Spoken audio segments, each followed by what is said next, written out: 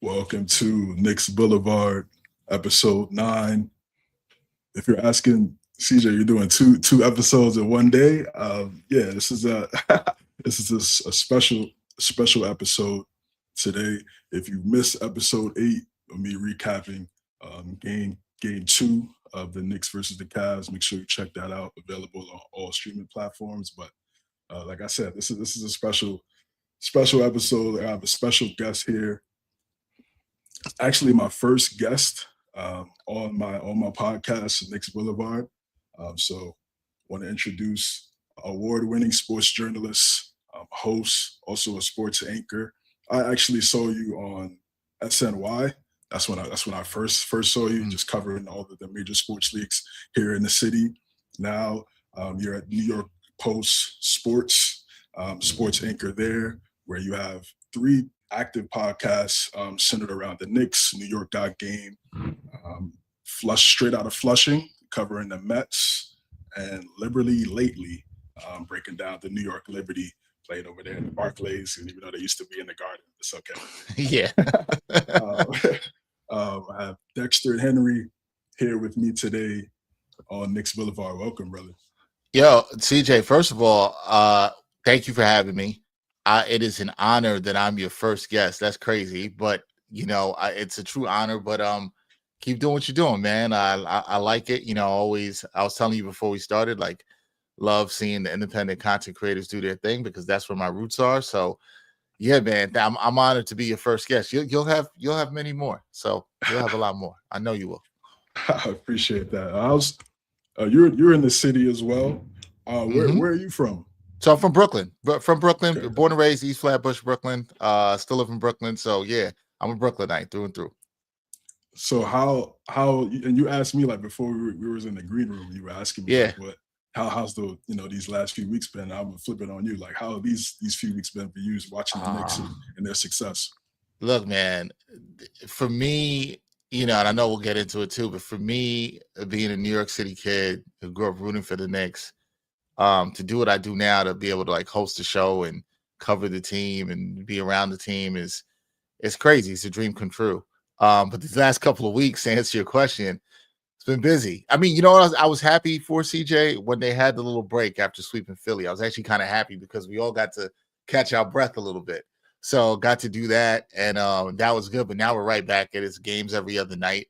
Who knows? Maybe the Knicks give us another little break if they finish the series early. But no, it's been fun. I think it's just been amazing to watch how this team has played. Coming up on Saturday with game 3, they'll have this is about they played about 30 days and they haven't lost. We haven't seen the Knicks, we haven't seen the Knicks lose in quite some time. So hopefully I didn't jinx that, knock on wood. But yeah, man, it's been fun to watch this team. Just it shows you the beauty of sports and how you can start coming together, and team could really transform if they stick to what they're doing and their belief. So it's been fun. I know for Knicks fans, this season, the regular season was a roller coaster. It was up and down, and some fans were frustrated. But these playoffs have been, nah, man, it's been nothing but fun. It's been absolute joy to watch. Yes, it's been incredible. It's been incredible to watch, just to see the way they play together as one. We're definitely going to go into more of a detailed breakdown later on in the show. But first, I wanted to ask you about your introduction to basketball. Like, what were the beginning Mhm. stages of you falling in love with the game? Yeah, so my love for basketball, so much of it comes from just watching with my dad, who unfortunately is no longer here. But my dad kind of introduced me to basketball and the Knicks. I think I really fell in love with it. Sort of, I was playing in a lot of youth basketball when I was about 5, 6 years old, and then I remember when I was 7. So this is the '92 playoffs. And I just saw the Knicks playing. They were playing Detroit in the first round, actually. Xavier McDaniel and the guys. And I just liked how they played. They had the energy New York. I saw the Garden, there was chest bumping, Patrick Ewing, Oakley, Xavier McDaniel. So that was it for me. I fell in love with the team. And I just also loved playing the sport, so that was it. As long as I can remember, I had a basketball around that age, 5, 6 years old. Um, so I just always loved the sport. It's always been my favorite sport out of any sport. But the Knicks, being in that kind of got me into it. And when I was young, I was just following the Knicks, man. I was watching every game. Even when I was young, I didn't have cable until I got to like high school, but I was listening to all the games on the radio. I was listening. Breen and Clyde used to be on the radio. And so I was listening to Breen and Clyde on the radio. That's how far, yeah. So that's how far back I go with the Knicks. And I just always loved the sport. And I was always, back then when you bought newspapers, I was reading the newspaper and following all the time, man. So for me, it was like, I'm a basketball junkie. I still am to this day. I can't watch enough hoops. I don't play as much as I used to. Actually, I'm recovering from a torn Achilles.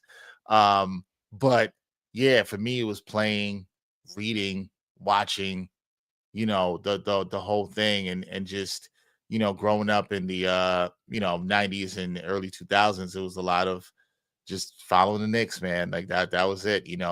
This is a time where it was just the Knicks in New York, the Nets were in New Jersey. So, if you grew up in New York, you bled blue and orange. That's how it was. And I mean, that's really how it still is. But yeah, you got me. 100%. You said you tore your Achilles from hooping, or? So yeah, so this is an interesting story. It's funny because I was just telling somebody when I was grabbing my daughter from school. I tore my Achilles 15 years ago hooping.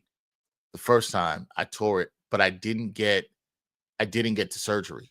So it healed on its own. I was just in a boot. And I kind of rehabbed it, which you can't do, but it's a longer healing process. Over the years, I've just walked on it. And a couple months ago, I realized I was starting to get some swelling around it. Went and got it checked out. I had an MRI, and that's when I found out I had a near complete tear. So it's a different part of my Achilles. It was lower, but I had a near complete tear. So I had the surgery because I was just like, look, I'm in my early 40s. I was like, look, I'm just going to get the surgery, get it done.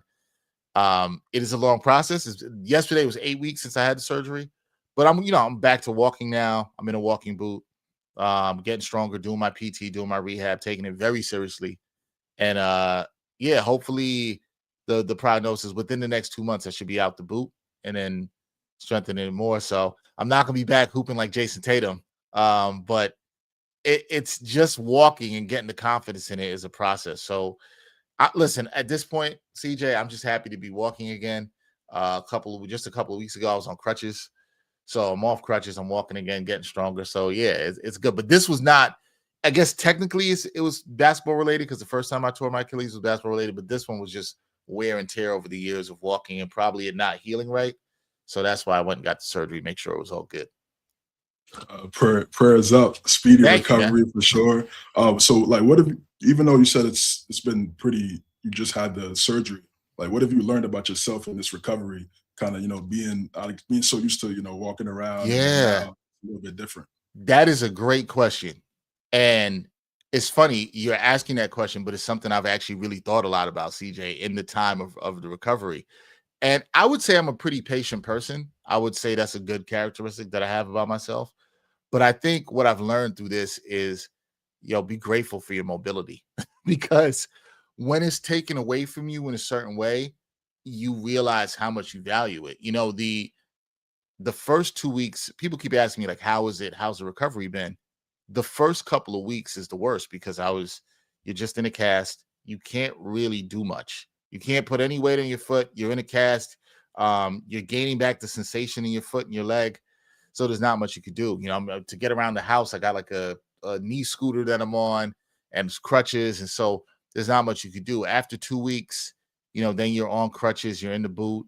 But that's a process because you're just starting rehab, but there's very little that you could do.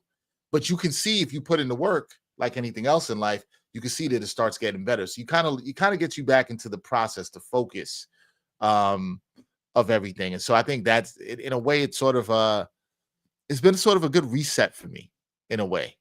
Part of the reason I got the surgery done when I did at the end of March was I was like, okay, playoffs are coming up. And if I want to get back to the studio, I wasn't going to be back at games, but to back to the studio, do what I wanted to do. I was like, okay, if I do this, by the time the playoffs start, that puts me on a 4-week mark since surgery. I could, I'm on crutches. I'm kind of okay.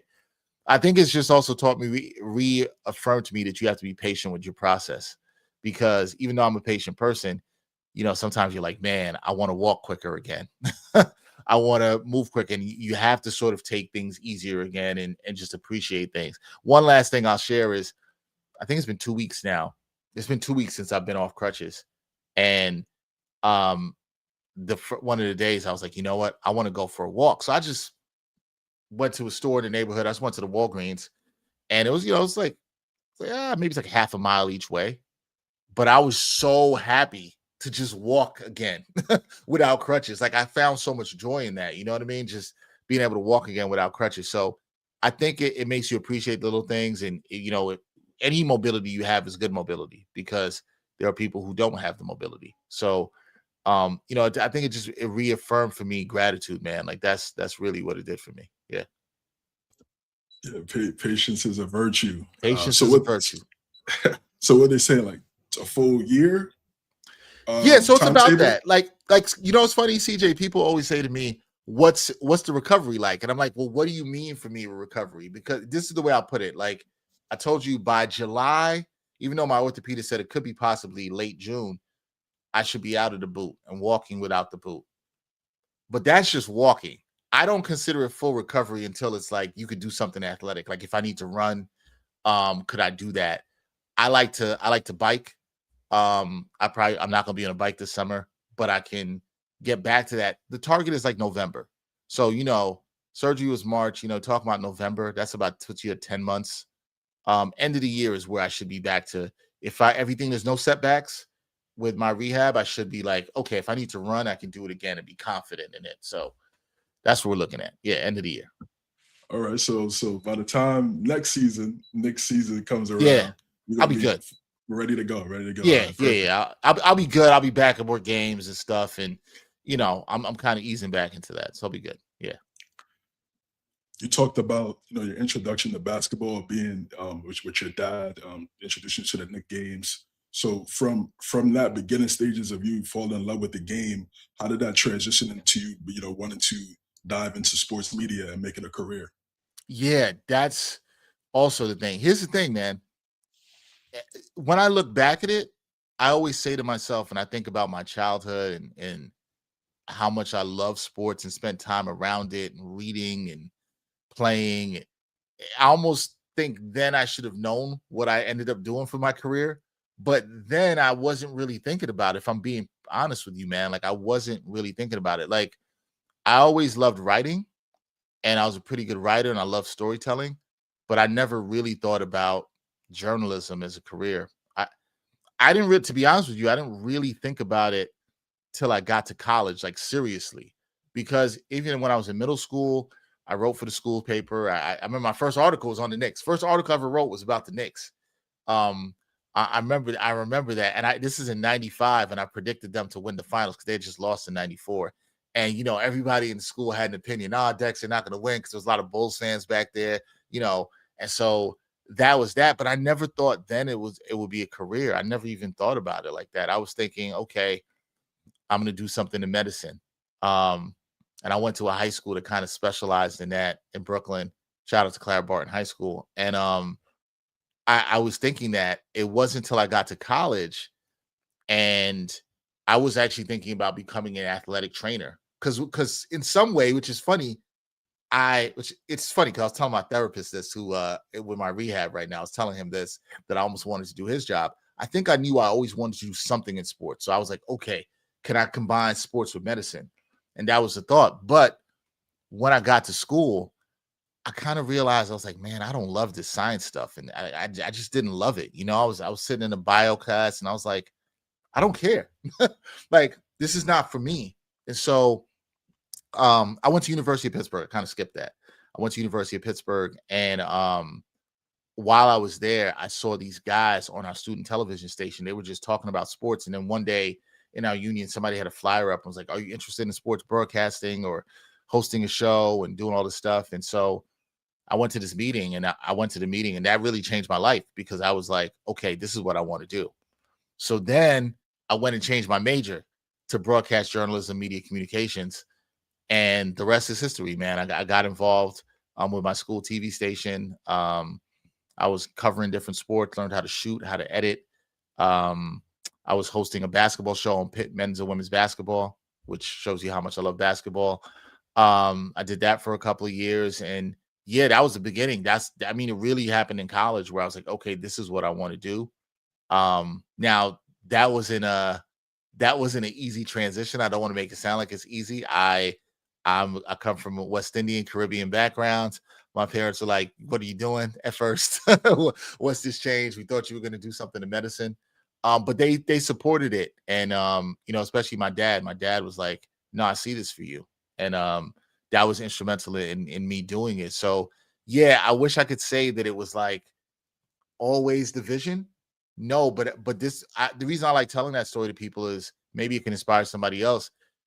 You know, when you're young, look at try to pay attention to what it is you really like. But you know, the other thing, and I think we could talk about this too, sometimes as black people in this country, and it was the case for me. If you don't see people doing it, then you don't necessarily think it's possible. Um, and I've been fortunate now to go and talk to schools and talk to kids around the city, and I've had young people tell me like, "Oh man, like I see you doing it, so I think I could do it." And like that really hits me, and it's a dope thing, you know, like when you see young black and brown kids that are from some of the same communities as you, and they believe they can do it too.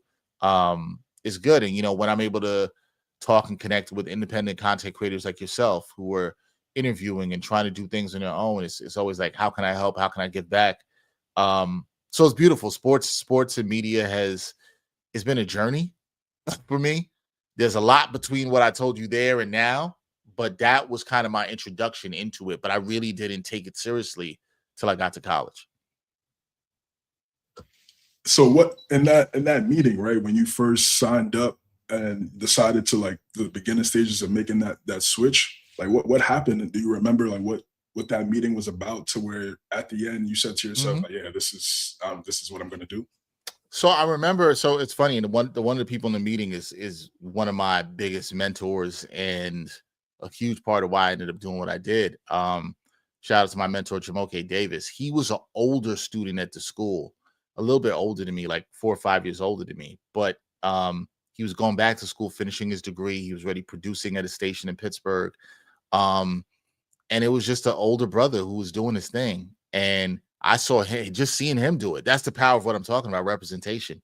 Seeing him doing it and him inspiring me, was that it? And he talked about his vision for the station, and he wanted to call it Panther Sports Network, and we would cover all this pit sports teams and have our own thing. We had our basically had our own show that was like Sports Center. We called it Panther Weekly, and we did it. And then, you know, I was learning everything, how to report, how to shoot, how to edit. So when I just saw that and I heard him talk about it and the vision, I was like, oh, okay. I see this brother doing it. Okay, I could do it too. If I just stay near him and absorb all his knowledge, it's possible. And it was he is a, you know, huge important person in my life. We've been able to work together. He's from DC. He was a host for many years, covering digitally for the Washington Wizards.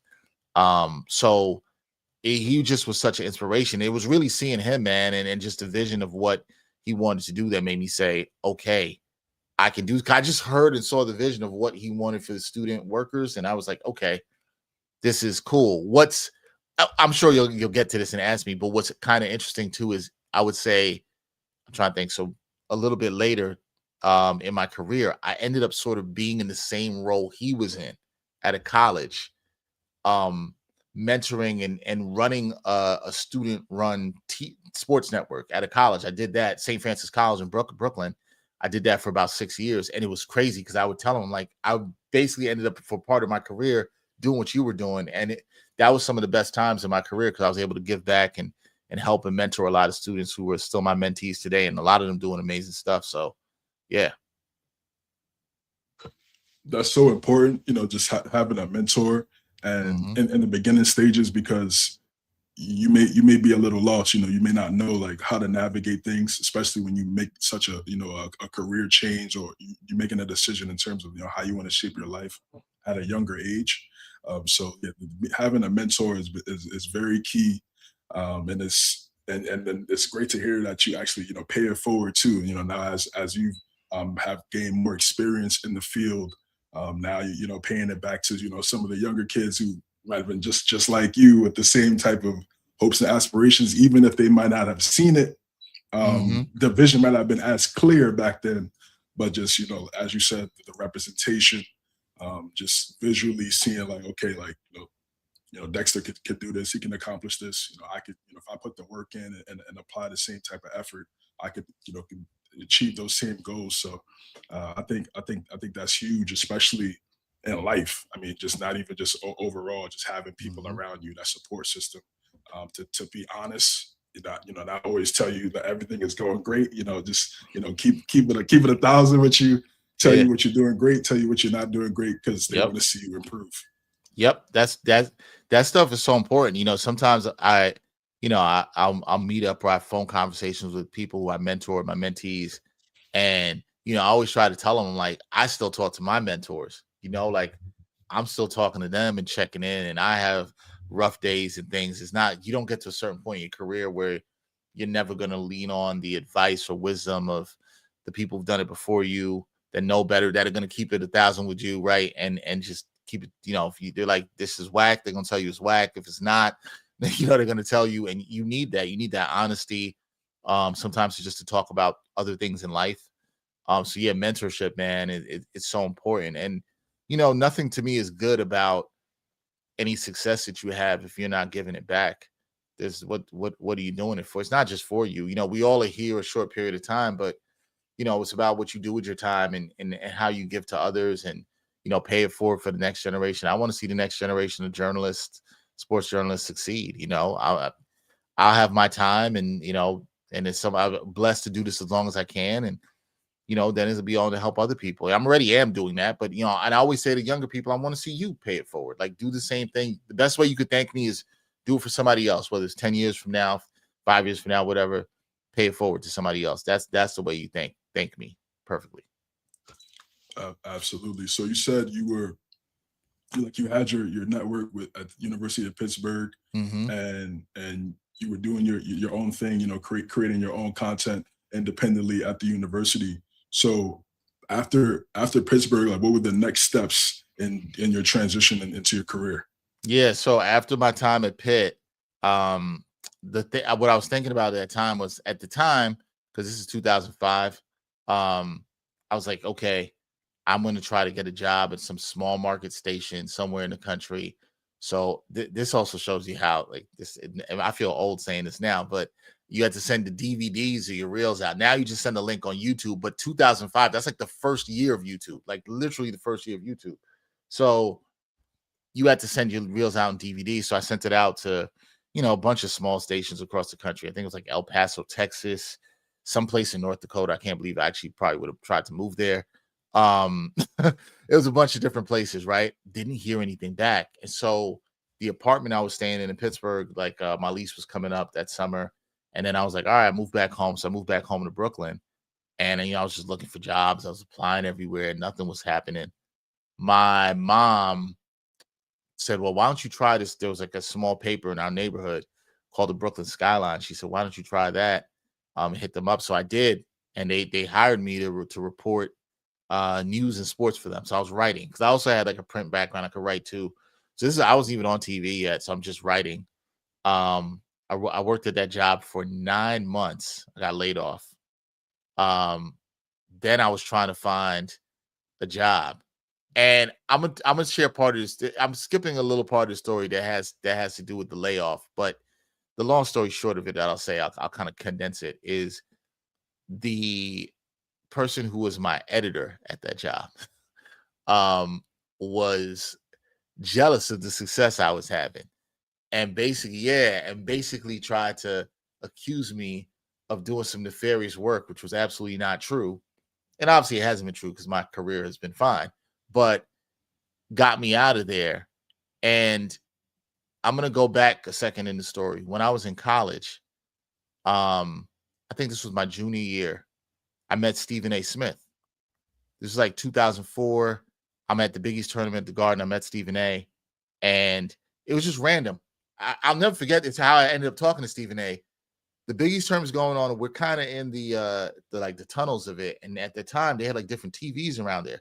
So the Knicks are playing, and they're playing the Bucks. And I'm watching it, and I was just watching the game, and somebody comes up next to me, and they're like, "Ah, these Knicks losing again." And I'm like, I know this voice, and I turn, and it's Stephen A. right? And so at this time, Stephen A is also working for the Philadelphia Inquirer. He just, no First Take yet, but he was doing his show, Quite Frankly, which some people may still remember back in the day, he had a show, Quite Frankly. So we end up talking. He's talking to me, and he's like, what school do you go to? And blah, blah, blah. Cool. He gives me his card. He's like, yo, reach out if you ever need anything. And so when I got let go from this job, I was really down about it, man. And I reached out to him and sent him this email. And I still have this email to this day. And he emailed me back like, I don't even know how many words he wrote. It was a lot. It was like 6 paragraphs. He took time and wrote me back. And he was pretty much like, as a black man in America, this is what you're going to have to experience sometimes in this industry, but I need you to keep your head up, kind of paraquoting him. But the one piece of advice that he said to me that always stuck with me, and I always tell people this story, it's a great piece of advice. He was like, what you have to do in your career going forward is you have to take advantage of any opportunity that you think is going to get you to where you need to go. So basically what he was saying to me was, even if it's not directly what you want to do, because at the time I was like, I want to be a sports reporter. He was like, take advantage of that. I put this in the story for good reason, to let people know, because you asked about next steps. So after that job, I worked as a broadcast associate for CBS for I think it was about 10 months. Then I worked as a game night editor for MLB.com. So again, I'm not reporting. I'm doing a lot of behind the scenes stuff right at this time. Along at that time, when I started working at MLB, I started freelance writing for a couple of newspapers. I was doing some shooting for Outlet in Staten Island. But my break kind of came trying to make sure I get these jobs in order. I've done a lot of jobs. Because this is about 2006, 2007. I then worked for a station in Long Island, sports producing for them. It's called HC News. They were affiliated with News 12. And then they went defunct. But my really big break came is I got a job at the end of 2007 with the New York Post. So some people don't know this. This is my second time working for the New York Post. The first time I got hired as a videographer, video journalist for them, and I was covering sports. It was back in 2007, and I did that. And I got some opportunities to report on camera. It was huge. It was great. Huge for me. I got to produce a lot of my stories, report them. That was good. I did that for, and it kind of aligned with another company I worked for called Cinesports. So I did that from about 2007 to 2013. In between that time, I also worked as an on-camera talent for the New York Giants for a season. Then in about 2012, I started doing that job I told you about while also freelancing and doing some of this other stuff for St. Francis College. I was a part-time new media coordinator there for 6 years. I oversaw all their live streams of videos, all the video content they did, helped run the student network, Terrier Sports Network. So I did that. And in 2014, I started working for News 12. Also, I left something out. I covered the Brooklyn Nets for a couple of years for Nets Daily. Then I was working for News 12, doing sports and news for them from 2014 to 2018. Then in 2018, this is probably one of the bigger shifts in my career. While I was at News 12, I said I did sports and news. And this is where the Stephen A stuff comes in. I didn't really ever want to do news. I was like, I don't want to do news. I just want to do sports. But my news director there, Berta Kastner, shout out to Berta, she was really adamant about me. She was like, just try it. Do news. And at first I was like, nah, I don't really want to do it. But she told me, she was like, just do it. If you don't like it, you can stop. She was like, either way, you make some extra money. I was like, all right, cool. So I did it, and I'm glad I did it. At the time, I couldn't see it, but I was glad I did it. It got me more reps. It just made me a better reporter. And then after that, I got a job with AccuWeather. I was a weather reporter. Yes, I did weather for 3 years. I was traveling. I covered hurricanes. You can look this up. Google Dexter Henry Hurricane if anybody's watching, and you will find this. I think I saw a clip of you, like a storm behind you. I think yeah. No. That's I was out in the hurricanes doing it. Yeah, and it was. Look, that was an interesting experience. I didn't love it, but again, it helped make me a better storyteller, and I'm grateful for it. And then after I left that job in 2021, I was doing my own, and what I left out in all this time, and I shouldn't do this. I do this all the time when I tell the story, when people ask me the story. What I left out, which is probably the most important thing I did, when I wasn't, and I'll get back to coming to the Post, but when I was working for places and I wasn't getting the opportunities I thought should be getting on camera. So in 2010, I started my own YouTube channel called Backpack Broadcasting. And what I did with that was I covered a lot of high school basketball here in the city, particularly in Brooklyn. It's a lot in Queens too, but I covered a lot of high school basketball. And what I was doing was I was going to these games, doing my reports, and I would get it up quickly on YouTube. And I was just doing this all by myself. But I was kind of beating News 12 at their own game because I was getting it out quicker than them. That's how I ended up getting hired by News 12 because they saw the work I did. They were like, oh, do you know you reported? And I made some connections there. And then I ended up getting there. And I always wanted to work there anyway. And I ended up doing that. And then through that, I started doing my own podcast. I had a sports and hip hop podcast called Ain't Hard to Tell podcast. I also worked on a couple of series that I did. So I've always done my stuff independently, which is why I was telling you, CJ, before we got on, my roots are really in independent content creation, which is why I would not be here if I didn't start doing my own thing. There's no doubt about that. I would not have got the opportunities that I got if I didn't take it on my own to do my own thing. It's the most important thing I did in my career, hands down. And I say that because when I left AccuWeather in 21, I was like, okay, what do I want to do next? And I was really adamant. I was like, whatever I do next, I want it to be in digital. I kind of wanted to do like what a lot of people see me doing now with the Post, which is digital videos, hosting, interviews, that kind of stuff. So I just said, okay, I'm going to say, you know what? I love the NBA. I'm going to spend this time that I have off transitioning to work on an NBA show. And I started this NBA show called the NBA Exchange, and I was doing it live 3 times a week. I was using Restream, getting different guests, connecting with different people all across the NBA and other content creators and stuff. And so I did that. So then a job came up. One of my good friends who used to work at SNY, Michelle Yu, she told me about the job with the Post SNY that was coming up, and she sent it to me, and I applied for it. And I was able to send them a reel of stuff that I had already done that looked very much like what I'm doing now. And then I got the job offer later that year, and then that was that. And so when I was always hired by the Post, but we had, how you saw me, we had a partnership with SNY. So for 3 years, we worked out of SNY Studios, and we shared a lot of content. That partnership ended at the end of 2024.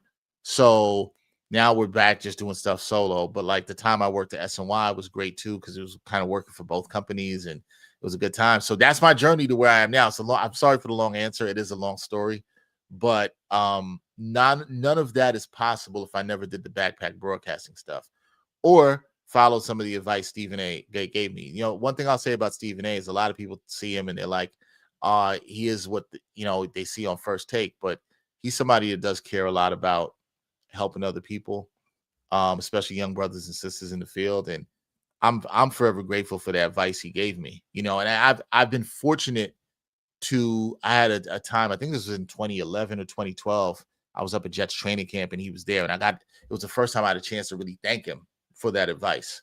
I'll see him every now and then at the Garden and stuff, but I had a chance to thank him for that advice. And, I really glad I got to thank him for that because it was great advice that he gave me. You talked about writing, right? And before you started going into the video, you talked about writing. When did your passion for writing start? That was early. CJ. Like, I always liked writing, and I remember my 3rd grade teacher, Mrs. Scott. She had said something to my mom. She was like, "Make sure he always keeps writing. Don't ever stop. Don't ever stop." She said that to me, and so there were some teachers that really inspired me with writing. I don't know. I always liked it. I always liked reading. I like poetry. I always like different forms of writing. Poetry. I was always reading the newspaper. I kind of got a nickname Paperboy in high school because I always used to have the newspaper coming into school. Yeah, so the writing started young. I mean, as long as I can remember. I found these like a couple years ago in my parents' home, but I used to write these stories like about like a basketball team and just tell the story of what they were doing through the season. I'd write the standings and all this stuff. Yeah. So as I'm saying this stuff to you and I'm thinking back at it, I'm like, yo, it's crazy that at that time you didn't think you were going to be a sports journalist. Like, it's kind of crazy, but all the evidence was there. So the love was just always there. But I really think that it, and I try to, it's funny, I say this now I see it a little bit in my daughter too, but it's like, if you love to read, you probably also love to write. You like the process of storytelling. I've always been fascinated with different forms of storytelling, whether it's through writing, TV. I mean, all of it is around writing. Film, you still boils down to writing, right? You got to write a script. So I've always loved that, and I always write. I mean, I still do. I still, when I still write today, what either it's telling stories or working on a script for something. So I'm always writing. I'm always working on that. But that love, yeah, you like, when did that begin? I'm like, I don't know, 5 years old. From the time I could write something. it's kind of the thing for me. I've always liked it because I just always been fascinated by stories. I love storytelling. Like, that's, if you want to say what the root of me is, and love is storytelling combined with sports. That's kind of been it. I've always loved those two things, and so that's why, yeah, I'm blessed to be able to do it. But I should have known earlier. Should have known. I mean, but you over time, I just feel like, and this is for me too. I think I also had a passion for writing. When you were explaining your beginning stages, it sounds really similar to mine. I used to write poetry in the 5th grade, and I just didn't think like I didn't, you didn't think anything of it at the Okay. time. You were just, Yeah, you just, you're you're just just like, doing oh, this I like it, it's fun. And it. Yeah. then, as you get older, you see that you're still doing it, or you're still passionate about it, and then you transition into sports, and then you tie in what you were passionate about early on with another passion, and then you'll try to combine it and turn it into a career. It's crazy. It's crazy. So your media has evolved really, from the Mm-hmm. early 2000s to now, especially with social media. Mm-hmm. What have been the differences from in your beginning of your career, when it was a certain way, to now where social media is such a big thing, and you talked about really kind of being at the forefront of social media, having your own channel on YouTube and creating your own content. So what have you seen, and what have you learned in terms of the evolution of media over the last few years? Yeah. I'm when I look back at it, I think sometimes in your life you're gonna look back at things and be grateful for the time you either came into an industry or around the industry. So I think for me, we're talking about that time. Like, when I graduated school, YouTube just was out. The only social media that existed at that time was Facebook. So that's 5 years before Twitter, Instagram, maybe 6, 7 years before Instagram, right? No TikTok, of course. What I've seen is what I think I always knew. I'll say this. I always think I knew from my first time working at the Post. I knew that digital video would be huge. Like, this was the next thing. You kind of could see, I'm like, this is where people's eyeballs were going. You could see how it was already changing with the phones. Like, at the time I had a BlackBerry, so I didn't even have an iPhone. I had a BlackBerry, but I could tell I was reading everything on my phone. I'm watching these videos on my phone. I'm going on YouTube. So I could kind of see where the younger generation, the eyeballs were. Um, I'll never forget this. I'll never forget. This is a good story. One of my first assignments that I did working for the Post back in 2007 was to cover the Giants, that first Super Bowl of their last two, their playoff run. And so I went to I think it was a press conference. I think the first people that were playing, I think it was Tampa Bay they were playing. So I go to this press conference at Giant Stadium. Yeah, MetLife wasn't even built. So it's Giant Stadium. I go there, and I never forget. So I had like a smaller camera. I got my mic. I'm set up with the press conference, and there's all these big cameras from all the news stations in the back. And this dude who worked for Fox 5, he like looks at me. He's like, huh, little Cam, so you work for the New York Post? The New York Post is doing video? I'm like, yeah. And he's like, you think this digital video thing is gonna last? Like, he just didn't see it. Like, he was just like, no, like, why? People go to TV to watch video. They're not gonna go to the website to watch the video. And I was like, yeah, this is where it's going. Like, I was trying to explain it to him. He didn't see it. And I think about things now. I think when I really saw it was probably, like I said, right about 2009. So Twitter's coming around. YouTube, I'm seeing kind of how it's growing a little bit, and you could put your own content out there. And I kind of was like, okay, I should also say this. My mentor, Jamoke Davis, my little cousin, who's a couple years younger than me, shout out to my cousin Makeda, they are so instrumental in me doing anything on YouTube and start my own channel, because Jamoke was always in my ear. You need to start doing your own thing. You need to do your own thing, control your own content. And my cousin was on this too. And I kind of at first wasn't listening to them, but then I listened because you could see how things were going. the key thing was for me when I started doing backpack broadcasting, CJ, and I started covering the high school sports. And I was using Twitter because that's how I was promoting my videos, Twitter and Facebook. I remember I at first was just thinking, man, I really just did it to get reps. That's the only reason. I was like, look, I just want to get better at the craft. I want to be a better reporter, better editor, shooter. I was just trying to get reps. And I was like, man, people not going to be watching this. Because first time, a couple of videos I did, it had like, I don't know, I wasn't tagging right. It had like 20 views, 30 views. You're not thinking of anything of it. But then I saw it going up. And one day, I remember I walked into the gym at Thomas Jefferson High School in East New York. And I walked into the gym. And this kid was there to watch his brother play the varsity game. He had to be about 9, 10 years old. No older than that. And he said, yo, what's up, backpack? And I was like, oh, shoot. Like somebody knew who I was. Often. He's like, yeah, man, I watch your videos all the time. Like, I know what's going on. And so that's when it hit me. Like, okay, you're doing something and you're connecting with an audience. And you're putting it out there and people are following it. And they're understanding what it is.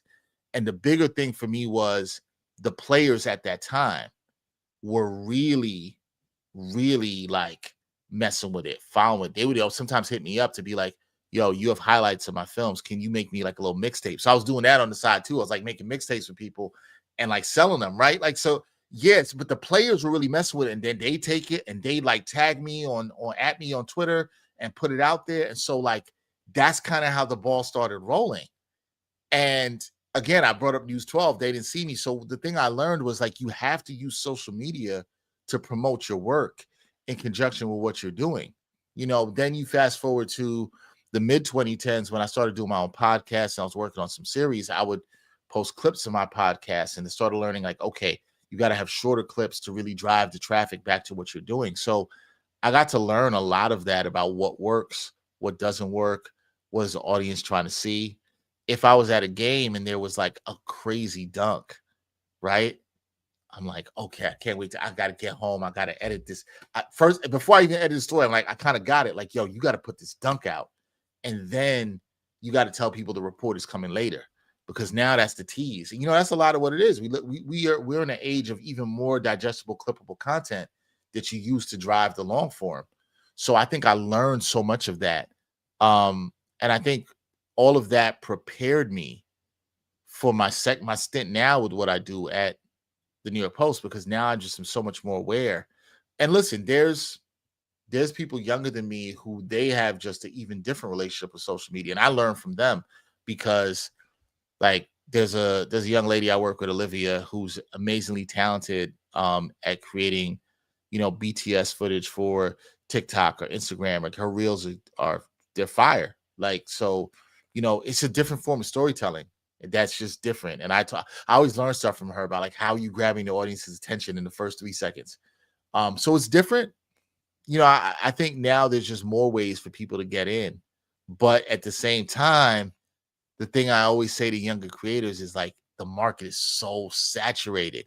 And so the time I came in, it was a little easier for me in a way to kind of like figure stuff out because at the beginning of it. Now I think it's harder. You really have to try to find something unique. Whether it's connecting with certain people, getting certain people on your show, how you cut your clips. So yeah, I learned a lot from that era of the mid 2000s to early 2010s going through, because that really, you were kind of watching social media grow, you know, and just because at that time I was young and in my early 20s, mid 20s, kind of figuring it out, I wasn't like the I don't want to be an ageist, but I wasn't the dinosaur here being like, like this social media stuff, this digital media stuff isn't going to work. The one piece of advice I'll say around that is whatever you do in media is always changing. You can't stick. There's so much that's changed in technology from the time I started to now. Like there's so many things you could do faster. There's so much more we can do with our phones, right? Like, so it's just different. You have to always keep your eye on what's next and evolve, and don't be resistant to with different things. There's just different ways of creating content. People are always pushing things forward. And so, yeah, social media is a huge part of media now. It's sometimes for the good, sometimes for the bad, but it's here to stay. It's not going anywhere. It's just about how you use it. Absolutely. I think for me, just I started to realize that I want to say maybe around say maybe like around 2 3 years ago when I really made a decision, like because I started making content around 2018. Like that was like Mm, my first. That was like 2018, July 2018. I was like, hey, I'm gonna just start. I don't know how, but I'm gonna just do it. I gotta mic up at Amazon and they'll just try to figure it out. And for social media, when I was younger, I just looked at it as just social media. But as I mm. got older, it's I see it as it's really like it's a resume or a portfolio in some ways because the It's a great content you point. create, because you never know like who might come across your profile, Hmm. and they see they see what your post, and that that within itself could be an avenue to get to some of the networks that you're a part of that you've worked with. So that mindset kind of changed for me a few years ago where I was just saying like, hey, listen, like I'm gonna whatever I'm gonna try to use the money that I got from my job to invest to what I really want to do down the road. And on my specific pages, it's work. Like it's work. It's like I'm working. I got this got Hmm. the actual Hmm. job, and then when I make the content, I'm looking at it as work as well. To try to get myself ready for, hopefully, we never know what opportunities might come. But I just now I look at it like a complete portfolio, like kind of like an artist at an exhibit. I loved that you said that. Um, and I love that you had that mindset shift because it is a portfolio. Your social media is an extension of you. I talked about me doing my stuff and how that actually helped with News 12, right? There's one job I left out. That 2 years ago I was hosting a calisthenics competition on Fox Sports called Urban Fitness Extreme. How that came about, just a timing a little bit, but also the portfolio that you're talking about. So 2016, we go back to that. So 10 years ago, I produced. Now I wasn't doing anything on camera. I was producing because when I worked at St. Francis College, I used to produce live streams. So I used to use this program called TriCaster, and I was able to produce with multiple cameras in, and I had some students that worked under me. So through Backpack Broadcasting, I used to sometimes produce live events for people. So this guy I knew hit me up and said, "Hey, there's this thing going on, Urban Fitness Extreme. I'm going to host it. They're doing this event in Coney Island. Could you produce it?" Yeah, so I could do it. So I did it. Just produced it. It was good. They liked how everything came out. It was fine. Never heard from them again. Right? Never did any work with them again. 2023, no, I think it was October 23. I got an email from the guy who ran the whole thing, who I hadn't heard from at the time, 8 years, 7 years. And he's like, "Hey, I just, I was on Instagram." And he's like, "I never knew that you did stuff on camera. And I saw you doing some stuff on camera." And he's like, "Hey, we're doing this show, but we're doing a pilot of it and we're trying to pitch it to some TV networks. And I saw you and I brought it to the guy who's like the director of competition for the show. And I showed him his stuff. And he's like, that's our guy. I want him to host it." So they told me, he's like, "Hey, can we have a meeting with you about it?" And I said, "Okay." So I met with them. Um, we had the meeting and they said, "Hey, we're doing the show in Brooklyn. We'd like you to host it. This is how we're going to do it. We have a co-host for you. We're going to tape it and then we're going to try to shop it to some networks." That December, I went and taped it. It went pretty good. A couple months later, Fox Sports picked it up. And look, we only lasted one season, but that was a great, amazing opportunity. It was fun. One of the most fun things I did in my career. I got to host something on national TV. They still replay episodes of it on Fox Sports. But yeah, it was amazing. That happened because of the portfolio that you're talking about. Because the work I put out, somebody came across, they saw it, they liked my work, and there you go. You never know. You don't know what opportunities could come. And you're right. You have to treat it when you're doing content, even though you're somebody, whether you went to school for journalism or you just not video editing or whatever it is, just treating it like, even if it's your passion, treating it that with that level of care and seriousness, CJ, is gonna is going to pay off. Like you said, you don't know what opportunities, and people are always watching. You never I've been shocked about people who've watched me that I didn't think were watching. You never know who's watching, and that's what post your content. And the other part you said that I want to say to something that you said that was really important. You were talking about when you started in July of 2018. You said you just were like, all right, I'm going to put this out and figure it out. The hardest thing to do in any of this stuff, when I felt the same thing when I was doing my thing, the hardest thing to do is take the first jump, the first step to put yourself out there, because it's hard to put yourself out there and put your content. And then when you have 10 views, be like, I'm going to do that again. That's the hard part. The hard part is the first thing. And then it's being like, I only got 15 views. You think in your mind, it's like, nobody's watching. It's like, yo, do it again. Get better. Get a guest. Stick with it. Work on your topics. Work in the process. All progress is beautiful. That's a quote I like to say. All progress is beautiful, and every step in it is beautiful. You just have to stick with it. So I want to salute you back for what you said and taking the jump and then sticking with it and having that level of care and seriousness, brother. Like that's important too. 100%. And I like that quote that you said, all progress is beautiful. I'm gonna steal that one. Take that one, man. Take it. Take it. I'll take that one. Yeah, I like that quote. So you talked about your career and the journey. I would like to know, like, what's the business side of sports media? Like, what's that like, and how has that evolved and changed from the moment from when you started to now? Yeah, it's what's different now, with especially in the space I'm in with digital content. There are, if you can put, the one thing I would say is, like, I was just saying to somebody the other day, if you're doing digital content, like, YouTube is the place to be, right? Because it's the world's largest streaming platform. And it's accessible to everybody. So if you want to be seen, it's a place you can be. Now with YouTube, if you have a channel, you can start thinking about, how can I monetize this channel? Can I get my subs up? Can I get the views up? Am I offering something different for other people? You're thinking about ways to monetize. And then there's also the brands that want to work with you or partner with you. Even what I do with the Post, we with our shows, we're trying to sell sponsorships. We're trying to get sponsors to mess with you, because that helps fund a lot of things. It cuts down production costs, all that sort of thing. I think that's where the business side has changed. I think when I was in 2007, when I started the Post, people didn't know exactly how to monetize the digital video. Now I think people have better ideas of how to do it. It's not easy. It's not. It is hard to build an audience. There is a lot of content out there. And you're trying to stand out. So it's hard. The one thing I say is, I think the things that never change is you have to be authentic to yourself and what you do.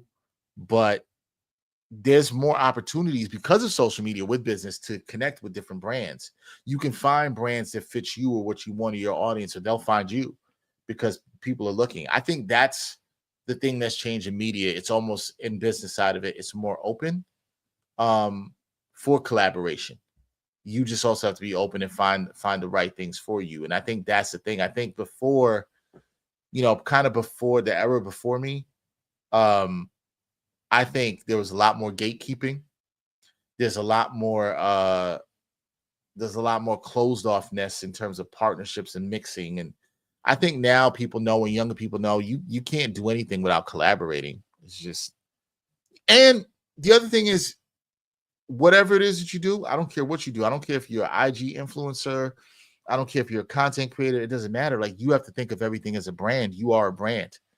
So if somebody comes to you and is like, hey, CJ, I want to get with what you're doing here at Knicks Boulevard, they're looking at the aesthetic of how everything it is that you do. What is your brand? How does that connect with what they want to do? So you always have to be thinking about that. I think that's a different thing, is more people have to think of themselves as entity and brands now than ever before. I think before you could just be like, I'm just a creator. I'm just a journalist. I'm just a filmmaker. It's like, no. Like you said, your work on your IG or TikTok is a portfolio. So you got to always think about being on point, right? And so I think that's the difference in things. There's things that are more accessible. There are things I think that can still be even more accessible, particularly for people of color. But we're trying to get there. we're trying to get there. And that's why I think it's important for us to support each other and support independent media and support different voices, because you don't have to, you don't always have to wait for them to do what you want to do. I think that's the beauty. I mean, I'm proof of that. You don't have to do it. Sometimes you got to kick in the door and do your own thing, your own way to get to where you want to go. You don't have to wait for, you want to do a basketball show, you don't have to wait for somebody to give you the opportunity. You wanted to do a show on the Knicks, CJ, you did it. You didn't have to wait for somebody to give you the opportunity. You took the opportunity. And I think that's one of the biggest differences in business right now is more people can take the opportunity and then make what they want to make out of it. Yeah, that's big time. And that was something that when I started, I was a little apprehensive about, because when you're starting on your own independently, there are going to be some obstacles and challenges along the way, and you're really you're investing in it's in yourself. You don't have the machine behind you to help you, and then you also, I think, just over time, and I'm still learning, just continuing to be a student in the craft that I'm starting to work in, is just the skills that I was able to develop. I'm thinking about 2018, and I'm just doing it off the love of the game.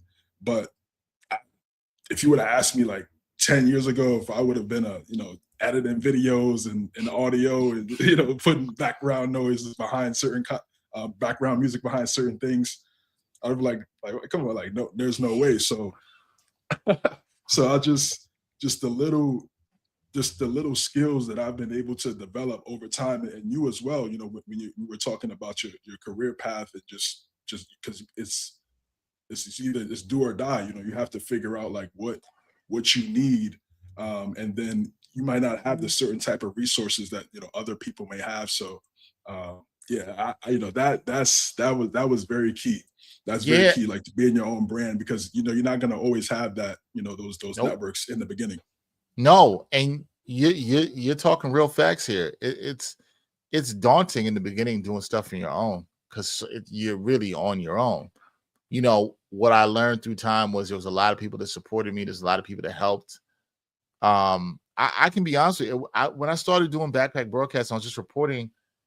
Like I said, it's like I sound like the person that's an artist or a rapper that's just like, yo, I was just rapping to rap. Like I wasn't really trying to get a deal. Like I almost sound like, but I'd be lying to say I didn't want to get on or get with a station at the time, because I did. But what I really focused on in that time, to your point too, is like I just was thinking about getting better at the craft. And I was like, if I get better, then everything else will fall in place. And I really still believe in that in a lot of things. Like if you just focus on the craft, I don't want to make it sound like, I always try to be hesitating saying that. I don't want to make it sound like that's all it takes, because that's not it. There's a little bit of luck. That sometimes people don't want to talk about. There's the thing that I don't think I understood as much when I was younger, and that's networking. Not being afraid to reach out to people, not being able to ask for help, not being able to be like, hey man, could you come on my show? I used to be like, I'm gonna make it on my own. I'm gonna just, you put my foot down and do it. Nobody does anything on their own. Nobody does. You got to ask for help. And like I said, I'm not here without my mentors, but it's daunting to do it by yourself, because like you said, you don't have a machine behind you. You got to do the editing. You got to think of the topic ideas. You got to come up with the lower thirds and the graphics. You got to cut the social clips, right? I always say to all the content creators, other Knicks content creators, and different shows I'll go on, it's like, when I look at people's work and I see what they're doing, I know what that work is. Like I really know. And I don't want people to think that because I work at the Post or something, that I still don't, I may not do as much work at the time, but I still write a lot of my scripts. I'm still doing the preparation. Sometimes I actually still edit. Like I'll still get in there and get my hands dirty, if you want to say, and edit, because it'll just be more efficient for me to do stuff. I'm still picking clips. I'm still, my title also, I have a bit of a producer title, so I'm still producing stuff as well too. And to all that I say, yeah, but I wouldn't have had the skills to do that had I not done backpack broadcasting. That's what I really mean by that. And like, I really got good at my craft because I was shooting every day. I was editing. I was cutting social clips. So even at my job now as an on-air talent, I know the job of my editor. I can work well with my producers. I can work well with my social people because I respect their job and their craft. You know what I mean? So it's like I would never trade the days of what I did independently and working by myself, even though it was a lot of work. It was a lot of work. I would never trade that because it really made me who I am and it made me versatile. And that's the key. I think that whatever you do in content creation, journalism, whatever, if you're not versatile, you will not survive. You have to be versatile. Have to be versatile. So everything you're doing now, CJ, the editing, the recording, the prepping your questions for the interview, I'm sure you look back at something from 2018 and you're like, that's trash. I don't even want to look at that anymore, right? Because you grew, and that's how it's supposed to be. All the progress is beautiful. You grew. You want it to be that. You want it to be that. I look back at my work and I'm like, I see where I'm better. Sometimes I even look back at something from last year. It's not that I think it's bad. I'm like, I would have done that differently because I know more now. I have a little, it's a little bit more experience that I'm like, I would challenge or change this thing a little bit differently. That's what experience will do for you. But there's nothing better than like going through that progress. There's beauty in it of yourself and learning, man. Like it's so valuable. Even when it's done, if you just got to stick with it. The hardest thing is sticking with it. That's the hardest thing. Yeah, definitely Yeah. sticking with it. Just not being discouraged. Just having that self belief. Me, like my faith, very very strong. So just always trying to God's guidance always there. Even when, like you said, it may look a little dim in the present moment, but over time, it's definitely paid off. And I agree with you. Like I wouldn't trade the knowledge. I would take it every single time, just based on what I've learned, and that all started with just pretty much put my foot in the door and just say like, this is what I want to do. Have you, lastly, as we wrap up your career, and you got to talk about the Knicks? Yeah, we got to.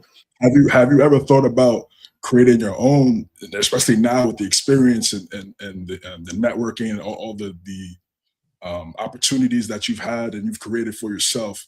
Have you thought about creating your own sports network? Yeah, it's funny. I've been thinking about this a lot lately, actually, CJ. I've been really, and it's funny. I was talking with somebody today, in the industry who's like, like kind of like a big sister to me, and I was talking to her about trying to get back to some of my roots in a way of getting, because backpack broadcasting was my network. I've kind of abandoned that, and I haven't done as much because I've gotten so busy in what I've been doing at the Post and play-by-play stuff and all that stuff. But I've been feeling this itch to get back to that creating in a different way. So I'm really thinking about, it might be something small, but I have some thoughts about maybe doing a weekly show, something live independently. I even think that you bringing this up to me now as a question on here is just another nudge from the universe, and that like you need to get back into that. Because the thing, what I think now and why I think it's a good time. I have so much more experience than I had before. I have so many more contexts than I've had before.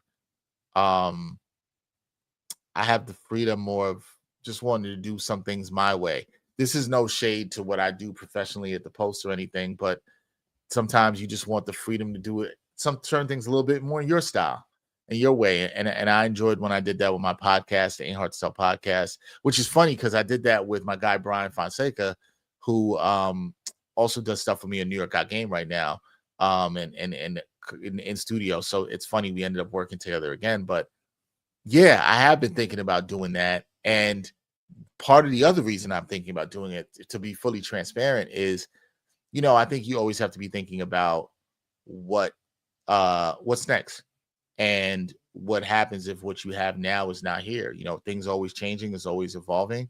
And so I feel like if I was to move on or something happened from my current situation, I know I could do fine. There's I have a lot of love in the Knicks community, a lot of love in the New York sports community. And I think there's a lot of people that would support me back in my independent stuff. So yeah, I never want to leave that. I've been really moved to do something again with that. There's some things I've had that I started up. I just haven't been as consistent with it, but I'm really moved to start doing something again independently. It might be small in a way, but yeah, I've really thought about doing it again because everybody now, you still have to have your own YouTube channel, your own following. I've even watched, I left out another job for a while. The 3 years before this, I was also, doing some update anchoring at WFAN. And two guys I want to salute because I've watched them do their thing is, Sal Licata and Brandon Tierney, Sal and BT. They then lost their show and they've pivoted and now they're doing their own thing on YouTube. And it's funny, I just talked with Sal a couple weeks ago. I had him on New York Got Game, and they're doing their own things on YouTube, and I love seeing what they're doing. They took their following and what they're doing, and they're building on it. And they both said to me, Dex, this is something new for me, but they're figuring it out. And I'm happy for them in that world. It shows that there's life after what you do. I would share what the person said to me today. My big sis said to me, she said, you don't want your identity to just be the place that you work or this one thing that you do. You can be so many different things.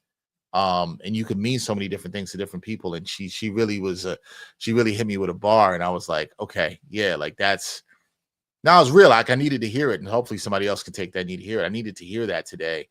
It's like a quote I like. It's like, you're not what, I hope I'm not messing up this quote, but you're not what you do. What you are is how you do it. And that's so true. How you do it and the impact you do it in your style, whatever that might be. If you love that about yourself, and hopefully other people like it, some people won't like it, that'll translate wherever you are and what you do, because it's about how you do it. So I try to focus more on the how and being authentic and true to myself, and yeah, everything will take care of itself. So yes, brother, I do plan to do more in reviving my roots of backpack broadcasting. That is in the plan. Hopefully I have something for you, some news for you soon. Hey, that'd be great. If you want to break the news on Knicks Boulevard, that might happen. We might have to make that happen. That'd be great. Let's make it happen. The last point you made about how you do it, and then talking about Sal and Brandon transitioning from being in the machine and now creating their own content, and their following still sticking with them despite leaving their former employer. That's such a crucial thing as well, and that's for me, it's like gaining my audience, and then just really trying to connect and and build a community naturally. And I think if you're true to yourself and your personality and who you are, it's always going to reflect regardless of where you go. And if the people rock with you and they support you, they're going to continue to do that throughout the entire process. So that's you see, she's like Stephen A. Stephen A. was on ESPN for so long, had his own shows, but now you see, he's transitioned to YouTube. I think he has like a few million subscribers. Shannon Sharp as well with Nightcap and Club Shay Shay. So that's definitely something that I'm always going to try to do is just build the community naturally. Continue to always be myself, and just let the chips fall where they may. I love that. Yes. All right. Hey, I'd be remiss if we didn't talk about the Knicks. New York Knicks got to 2-0, up 2-0 in the Eastern Conference Finals, 2 wins away from going back to the NBA Finals first time in 26 years. 27 years it will be. 27 years. What's your thoughts on this team, how well they played from what you saw in the regular season, transitioning to this historic 9-game playoff win streak? Yeah, man. First of all, if you would have told me it'd have been 27 years, I was 16 the last time they made the finals. So, like, that's crazy. I didn't think it would take that long. But look, I thought this team at the beginning of the year had the talent to go to the finals. I picked them to go to the finals. Was I always confident in it throughout the season? No. But here's what I was confident in that I did like. I liked the way Mike Brown coached his team, and I liked the way he managed the roster from day one. I've loved it. I think that he is a very malleable coach. I think he can adapt. I liked how he played different lineups. I liked how he gave young players opportunities, even players who are not playing right now, whether it's Mo Diawara, whether it was Tyler Kolek. I thought all that stuff would bode well for the Knicks. I even liked how when they had the 2-9 stretch in January, he changed up the defense. He listened to the players. He got them back to the defense they wanted to play. He seems to listen to his players. He understands the pulse of the team. I think those are little things that people don't think about sometimes in a season that matters when it gets to the playoffs. He's willing to play 9 or 10 deep when he's got to in the playoffs. This team, though, in the playoffs, the big turning point for them, I think, was the 2 losses to Atlanta. It wasn't looking good for the Knicks. Everybody was like, bench Mikal Bridges. Coach Brown didn't do that. He stuck with it. He revamped the offense. He tweaked it. They started playing through Cat as the hub. Now you even see in this series against the Cavs, they realize that doesn't work because this team is a little bit more length. But I'm very impressed. I think the impressive thing for me with the Knicks in this playoffs, man, has been the defense. I know they've blown people out. It's been the defense. How connected they are together, the communication, how even when they're not playing their best, like we saw on Tuesday night in game 1, and they're able to come back. I mean, Brunson cooked Harden, but so much of it was they were able to get stops and stops and stops down the stretch. The defense now has a confidence, and I think that game is going to do a lot for them too. I think how they came back against Atlanta did a lot for them. I think game 1 is going to do a lot for them in the series. If you're a Knicks fan, I thought if they got past the second round, they were going to get to the finals. I still feel that way. Obviously, 2 wins away. Job's not done. I think the big thing on everybody's mind is, can they win the finals? And I say right now, why not? Why not? Why not? They're playing good basketball. They're playing championship level basketball. I am impressed with the defense. I'm shocked by how much they are beating people by. They have 6 wins by 15 plus points, CJ, in this playoffs. They've been really dominant. This is the kind of domination you see from a seasoned, well-oiled, multiple-time championship team. They're playing on another level. I don't think we've seen, at least in my lifetime, I'm sure yours too, a Knicks team this talented. Even the Knicks teams of the 90s that I grew up loving, not as talented. This is a much more talented team. And I think they're 6 wins away from a championship. There's no reason to believe they can't do it. But I will caution Knicks fans, enjoy this. Enjoy this. I feel like there's some Knicks fans out there just waiting for the other shoe to drop because they're like, I've never seen this before, but enjoy it. But yeah, I've been really impressed with this Knicks team. Really impressed. Like the resiliency from the players, Mikal Bridges, Cat. You've seen guys, if they have a bad game, they bounce back. Josh Hart had a bad game 1, bounced back big time in game 2. This team, the way they're playing right now, man, it's like a team. They're on a mission. I don't want to call them a team of destiny because I think that's for like Cinderella teams, upset team. That 99 team was almost a team of destiny. They were 8 seed. There really wasn't an 8 seed. This team is just a team, I think, that is clicking at the right time. I think they know who they are. I think they know that they got to this point last year, and they are not trying to mess it up. I think they're very aware of the pressure, what's at stake. I think they have the right coach leading them. I think we might look back and say the best move they ever made was moving on from Tom Thibodeau and getting Mike Brown. I know it wasn't a popular move. I was in favor of it. I know it wasn't a popular move, but I think it was the right move. I believe it was the right move as well. Really, and I give Tibbs a lot of credit because Leon Rose, Worldwide West, those guys, they helped build the foundation of this new era from the Knicks, pretty much from 2020 to present day.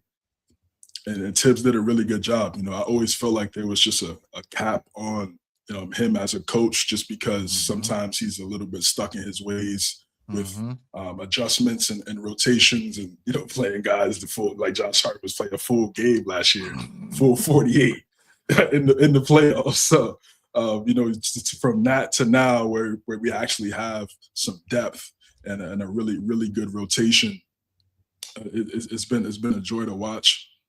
I said in the beginning of the season, looking at the roster, that this team, and just continuing to again be a student and watching some of the throwback Knicks teams and looking at the 70 and 73 team and looking at the talent of those teams and seeing what they had with DeBusschere and Reed, and then the backcourt with Barnett and obviously Clyde, Bill Bradley, and I saw great team. And then I'm seeing the parallels between the 70 and 73 team to this squad because we just got some high quality players, and I think the Mike Brown move was perfect from a coach management standpoint, but also from schematic standpoint as well, because you look at the teams today in the NBA, it's a lot of screen action, and if a tag defender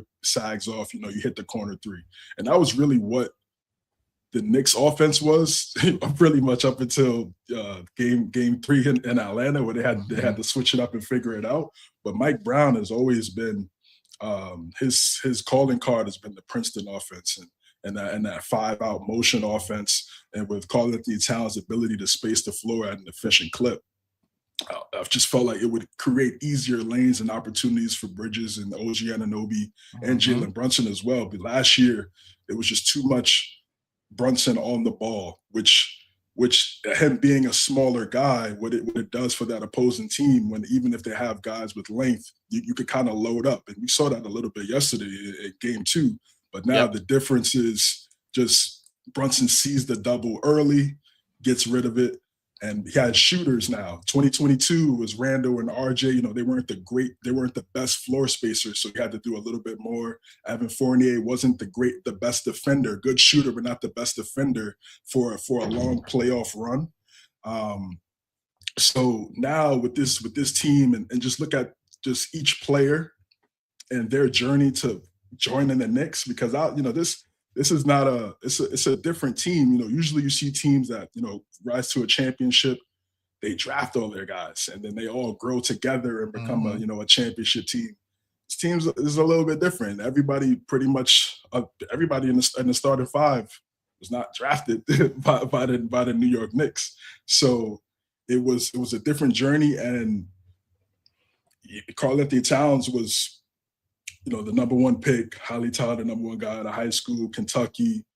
He had to learn how to win. It was Levine and Wiggins early on in Minnesota. Tibbs was there. He had to find a way to win. Brunson, 2nd round pick. Bridges was just viewed as a 3-and-D guy in Phoenix. That was it. He had the year and a half in Brooklyn where he showed he could do more than just stand in the corner and play defense. OG Anunoby, same narrative, just a 3-and-D guy. So the teams that drafted these guys didn't believe in them outside of just that certain role. And the Knicks, we're kind of like, oh, hey, if you want to, hey, we'll take it. We'll take it. And they all got together in their primes. And I think that was such a crucial thing. And they're hungry. They're on a mission. Like, literally, these guys have all Josh Hart. I mean, people were looking at Josh Hart as like a journey guy, going from the Lakers to the Pelicans to the Trailblazers. No one really knew what his career was going to turn out to be. And I had said this in my game 2 recap reel. That trade, the Josh Hart trade, was really obviously Brunson, signing with us was the first big piece. Yeah. But to complete what we have now is that the Josh Hart trade, and that started everything to try to see like what this team was going to be. And it's 6 more wins, but we 6 more. 6 more. But we could be looking at one of those 4 trades. Hart, Bridges, Anunoby, and Karl-Anthony Towns. And that 3-year span is 4 of the most impactful trades and moves in Knicks history. And if they're able to accomplish that goal and win a championship, I believe if they all stay together, all 5 of those guys will get their jersey retired. Man, I believe I haven't that. Even thought about that.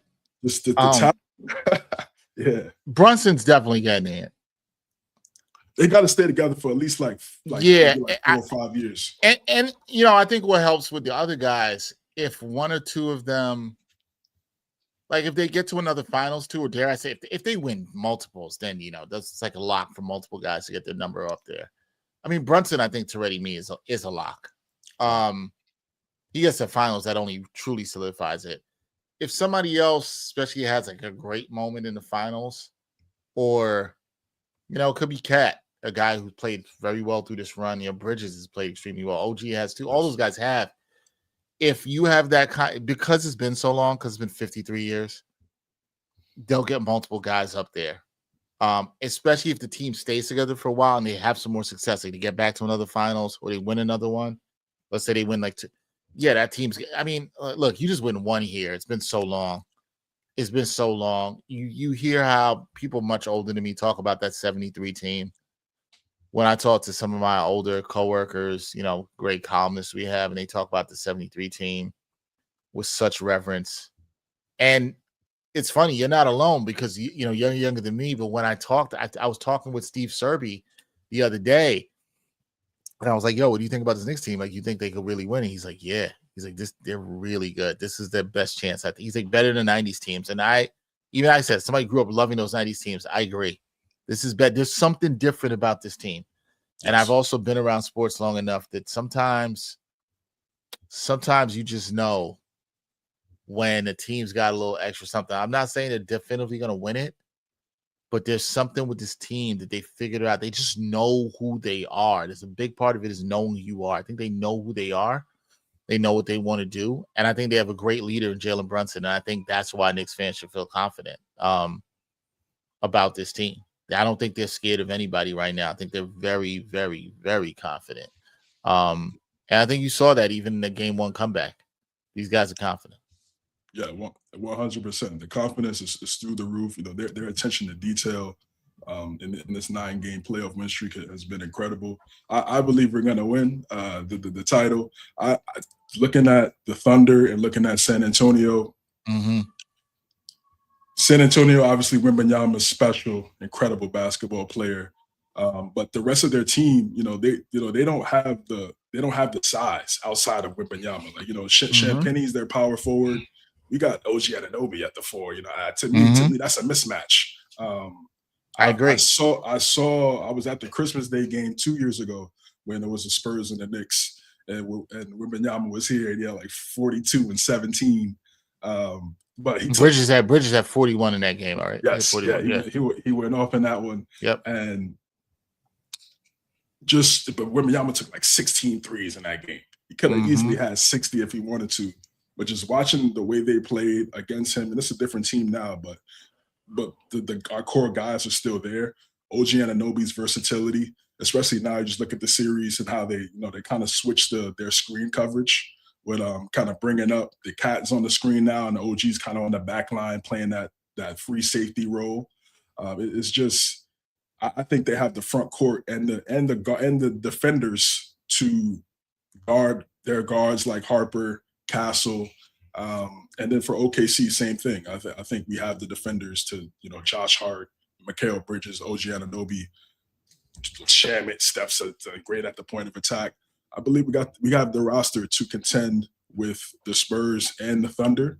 Last year, I thought the Thunder were going to sweep the Pacers. A lot of people did. And that, you're making a point I've made a couple times on my show. That people are like, oh, if the Knicks get there, they play the Thunder. I have a lot of respect for the Thunder as champs. They're a deep team. They have an excellent defense. But look, they're hurting right now. J-Dub is down. Not that I wish injuries on anybody. Same thing with the Spurs. Dylan Harper, we'll see what his status is for tonight. De'Aaron Fox. You're right about the size. You make good point. I've been saying this all through the playoffs. I would love to see Knicks Spurs. I think Wemby versus New York in the finals would be amazing for the sport. And it's also a rematch in 99. So there's fun in that. But I think the Knicks match up really well with the Spurs. I think you saw it for all three of their meetings. I know Wemby only played, was in 19 minutes against them in the Cup final. But the Knicks should have beat them on New Year's Eve, where they blew that 18, 19-point lead. I can't remember what it was. And then we saw the Knicks wax them at home at the beginning of March. I was in the building for that game. And that was one of Mikal Bridges' best games. He had 25 points, 5 steals in that game.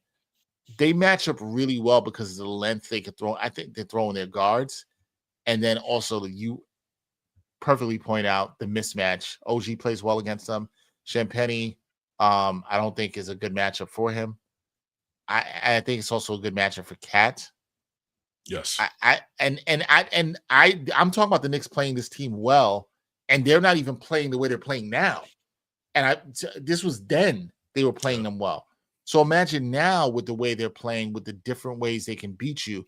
I think that's my other impressive thing about this Knicks team. To your point, different ways they can beat you. I'm not selling them short against Eastern or either of these Western Conference opponents. I have respect for them.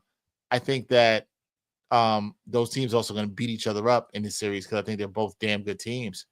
But I think the Knicks absolutely could win it. And you're right. It's another good point you made. People shortchanged Indiana. It was like sweep or in 5. And Indiana was probably, can't say this for sure. Who knows? They were, Halliburton doesn't tear his Achilles. And the way he came out firing in that game 7, remember he like his first 3 threes or whatever? Going crazy. Who knows? Listen, this is why you play the games. You want to be playing your best basketball at the right time and you have a shot. Anything can happen. Anything can happen if the Knicks get there. I don't think, I think they have a better shot actually against the Spurs than they do the Thunder. I think they just match up better with the Spurs. I know it's going to sound crazy. People are like, well, who's going to stop Wemby? Well, I think you can be fine with Wemby with the bigs the Knicks can throw at him. It's what are the guards going to do against the length the Knicks have? So, yeah, if the Knicks get to the finals, it's going to be a fantastic series either way. But, yeah, I think there's nothing wrong with you saying you think they can win it. Why not? Why not? Why not? And last thing before we end this, again, thank you for your time, Dexter. I really appreciate you. Welcome, man. What's your kind of preview for Game 3? The Cavs are gonna, they're home now. They have a really good home playoff record this postseason. How do you think they're gonna come out against New York? And what's your prediction for Saturday? Yeah, my co-host Brian was saying he expects the Cavs to throw the kitchen sink at them, and I was like, well, what's the kitchen sink? Look, I think they'll be pumped up being at home. I expect some of their role players or shooters to hit some threes, which will be huge. Coach Brown talked about that last night after Game 2. He's like, look, we're not going to be able to keep Sam Merrill and Max Strus down for long. He said we got to do an even better job of guarding them. He's right, because they've had some open looks that they've missed. So I think the thing is for the Knicks is you can't let those guys get too hot early. And even if they come out, I expect the Cavs to punch them in the mouth early. I expect that. But you got to weather that storm. Can you weather that storm and keep it within single digits and then make your run? Because if the Knicks are able to weather a storm and make a run and get the lead, then I start worrying about the Cavs' confidence, because they already have blown the lead. Then they did not have a good offensive game last night.